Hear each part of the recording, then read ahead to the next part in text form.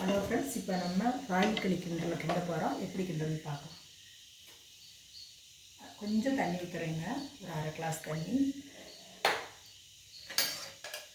இதில் கொஞ்சம் சாதம் போட்டுக்கலாம். நீங்கள் சும்மா போடாட்டும் பரவாயில்ல, நான் சும்மா கொஞ்சம் போட்டுக்கிறேன்.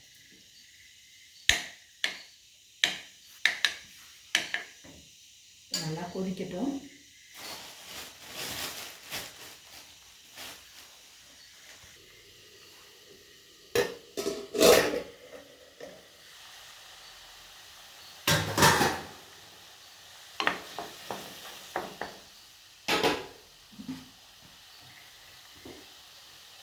இப்போ நம்ம உப்பு போட்டுக்கிறோங்க. இப்போ நான் ஒரு கிளாஸ் ராகி மாவு எடுத்துருக்கிறேன். இது என்ன பண்ணுறோம், கொஞ்சம் கொஞ்சமாக போட்டு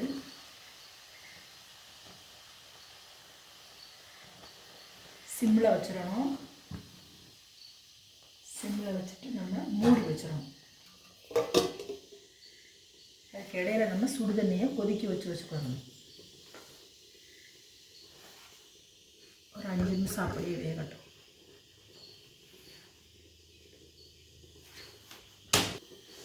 நம்ம பார்க்கலாங்க. இப்படி கிண்டி விடணும். இன்னும் பயப்பட வேணாம், கெட்டியெல்லாம் படவே படாது. நம்ம இப்போ ஒரு கிளாஸ் ராகி மாவுக்கு நீங்கள் 4 கிளாஸ் தண்ணி கொதிக்க வச்சு எடுத்து வச்சுக்கோங்க.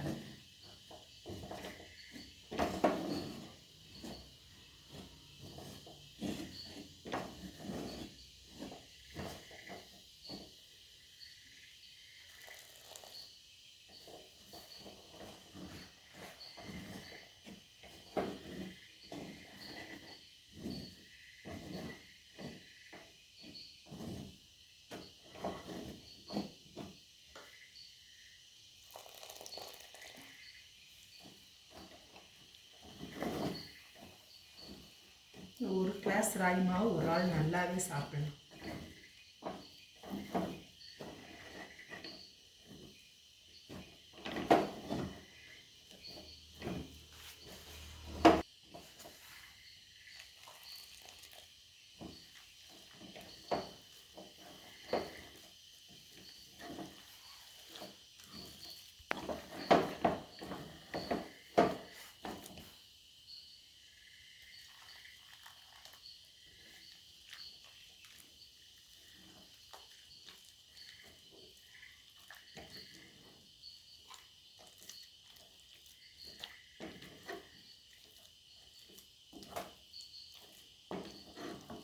ஸ்டவ் சிம்மிலே தான் இருக்குது,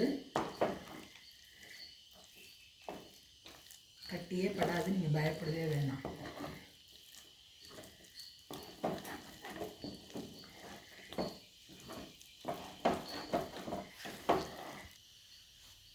கொஞ்சம் மூடி வச்சிடுறேங்க. இன்னும் ஒரு 2 நிமிஷம் இப்படி வேகட்டும்.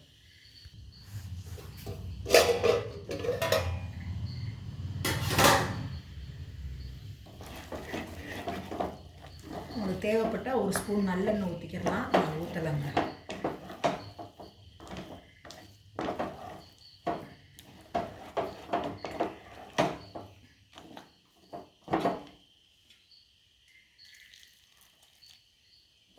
நல்லா மாவு நல்லா வேகணும்.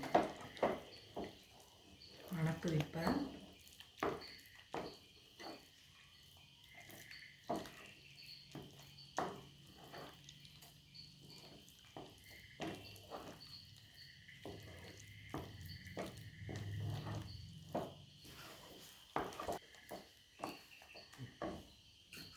பார்க்கணுங்க, நல்லா வெந்திருக்கான்னு பார்க்கணும்.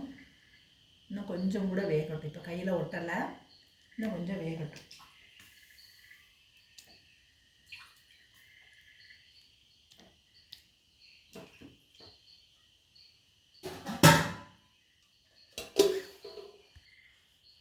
பார்க்கலாங்க.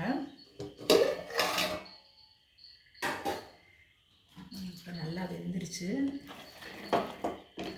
நான் வந்து ப்ரெஷர் பேனில் வச்சுருக்கிறேன். நீங்கள் உங்கள் கனமான பாத்திரம் எதாக இருந்தால் வச்சுக்கலாம்.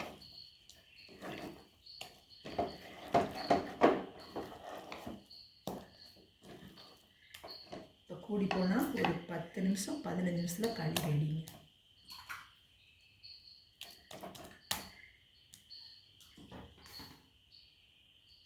கையில் ஒட்டலை.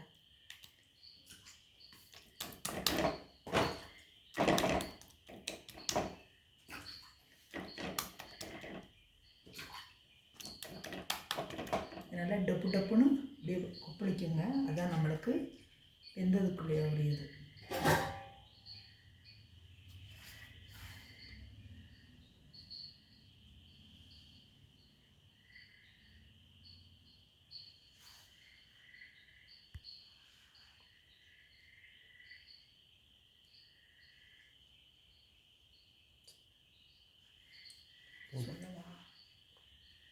நல்லா இந்த புஷ்ஷுன்னு வருது பாருங்கள். இப்போ நல்லா வெந்துருச்சு. நம்ம இனி ஸ்டவ்வை ஆஃப் பண்ணிடலாம். கொஞ்சம் நேரம் கழித்து சாப்பிட்லாம்.